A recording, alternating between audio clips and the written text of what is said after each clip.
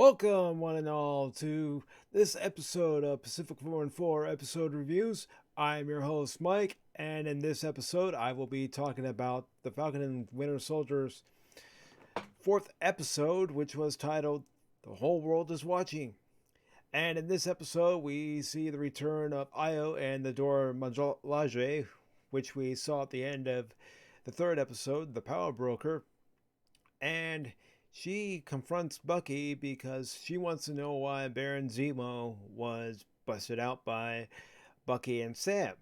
And Bucky proceeds to let her know that Zemo broke out on his own accord and that he is very valuable to their current mission of finding Carly Morgenthau and destroying the super soldier serum.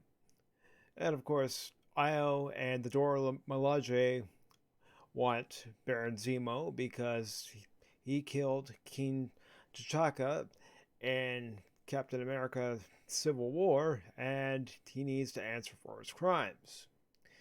So Bucky cuts a deal with Io and he says that you will have Baron Zemo once he's done what we need him to do.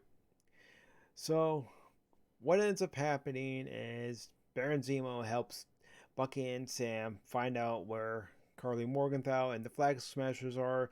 They're actually at a funeral for Mother Damia, and at one point in the episode, Sam actually confronts Carly Morgenthau and lets her know that he agrees with her tactics, understands why she's doing what she's doing.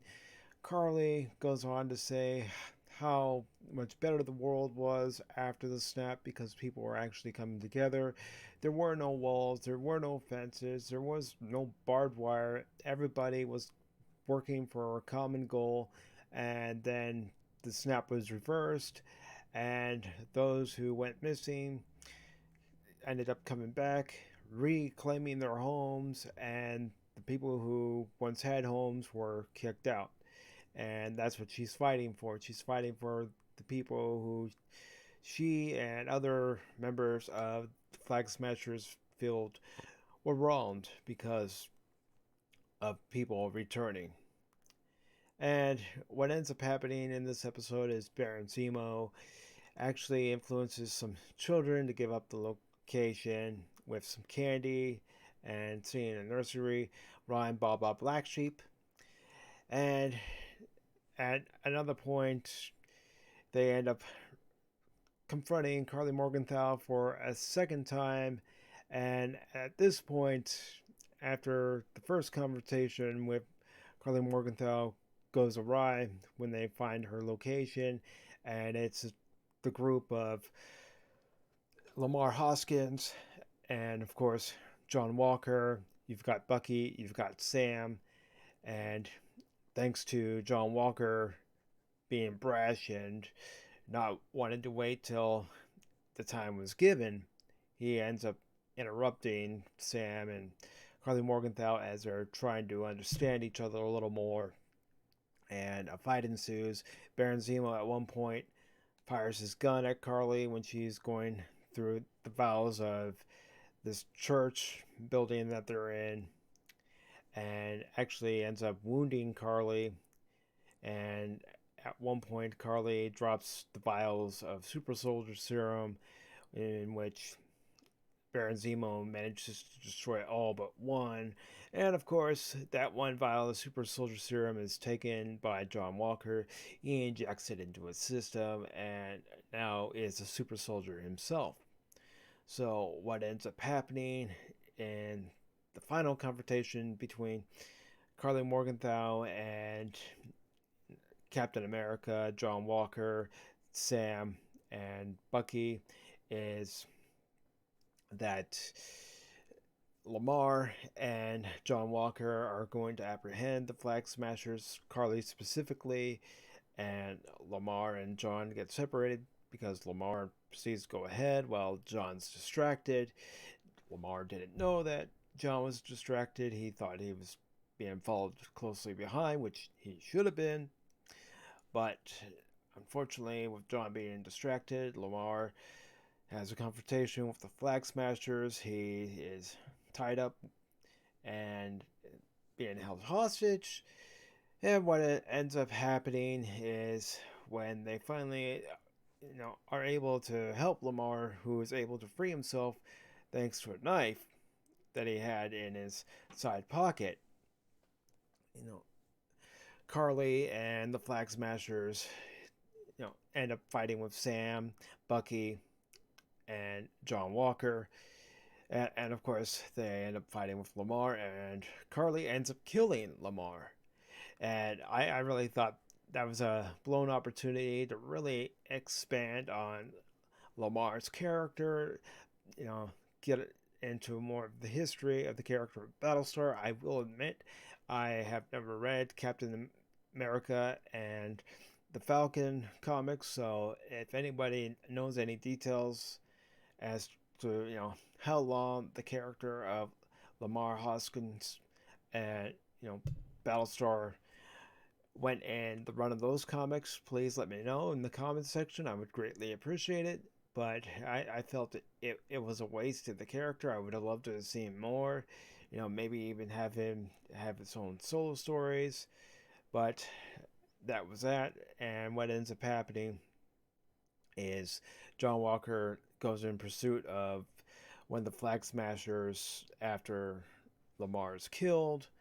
And he ends up killing that member of the Flag Smashers with the shield. And of course, the world was watching. And even before that happens, Io and the Dora Milaje confront Bucky, John Walker, and Sam. And, Zemo's there. But of course, Zemo manages to escape. And Io says that the Dora Milaje don't have to abide by any restrictions by other governments. They can go where they please. So international law does not apply to them any way, shape, or form. And I really wish that in this episode, we could have seen a little bit more of Bucky's deprogramming than what we did see.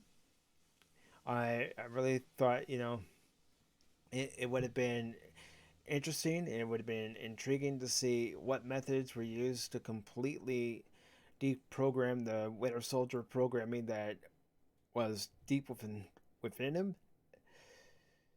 I really do. I really do think that that could have been its own separate episode. And I know they only had a 6 episode run for this series, but still, that would have been something nice to see, even though we did get a little bit of a glimpse in this episode. Still, I would have loved to have seen a little bit more to see it, what the Dora Milaje, what techniques they use in order to, rid Bucky of his brainwashing, other than, repeating the trigger warnings, the trigger words that would make Bucky the Winter Soldier. But all in all, this episode wasn't too bad. There was an exchange between Carly and Sam's sister Sarah, and the lines used in that particular scene were, saying that John Walker didn't represent Sarah or anybody that she knew in America because America's turned their backs on them, and Carly telling Sarah that she likes her because they have an equal understanding. That was a, and this episode, it could have gone different ways than what it did. I mean, was it necessary for John Walker to end up killing that member of the Flag Smasher with the shield? I suppose from one standpoint you could say it was because he saw his best friend and a comrade killed in action, so he was going off emotion, going off adrenaline. But in another way, again, this relates to how I feel about the character of Battlestar, and not knowing too much about the character of Battlestar, I still wish they could have gone deeper into that character's story arc.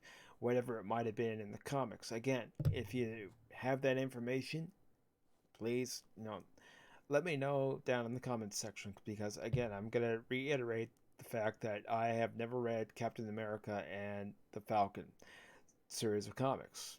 That there are a lot of, Marvel comics I have missed out on because I never read them when they were first released, and there are a lot of DC comics that I missed out on because I never read them in their original release. So if you could give me a little bit of a backstory, again, I would appreciate that.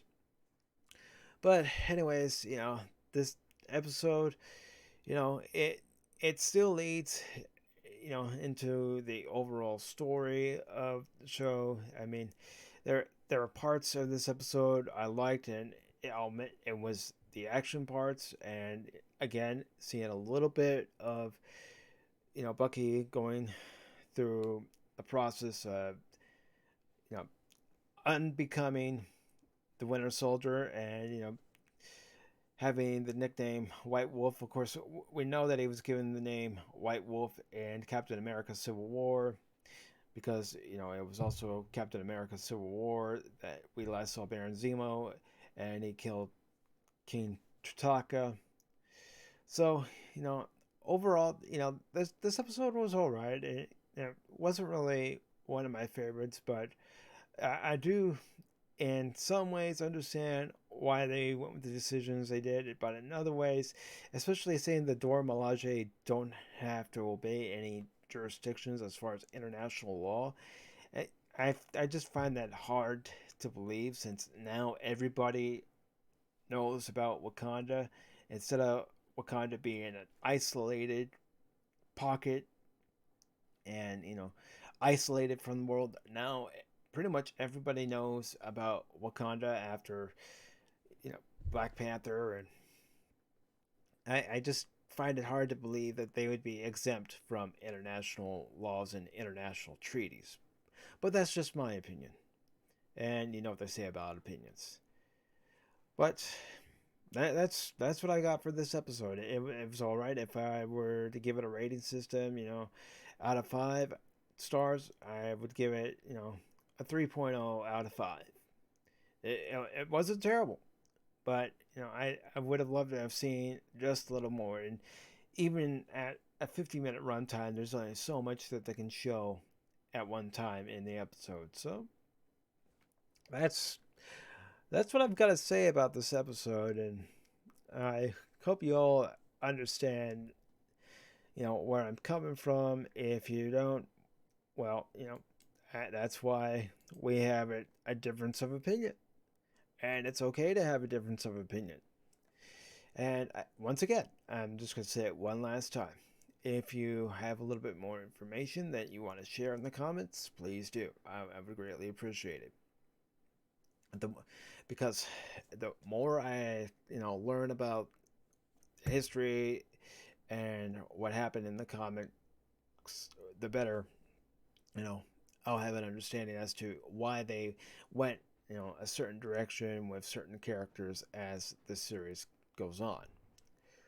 And well, that's it for this review, and thank you all for watching. And if you enjoyed what you saw, please give it a like, and if you didn't, go ahead and thumbs it down.